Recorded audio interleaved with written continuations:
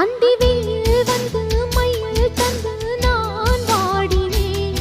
அடுத்துன்பம் எல்லாம் தென்றலிடம் நான் கூறினேன்.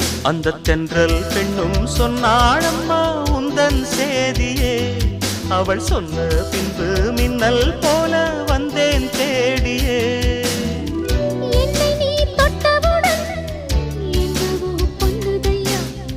முற்றுகை இட்டவுடன் சிற்றிடை தின்னுதையா. வெட்கம் விடுமோ அச்சம் விடுமோ தக்க துணைதான் பக்கம் வருமோ. ஒரு சோல குயில் சோடி தன்ன கூடுது கூடுது வந்து.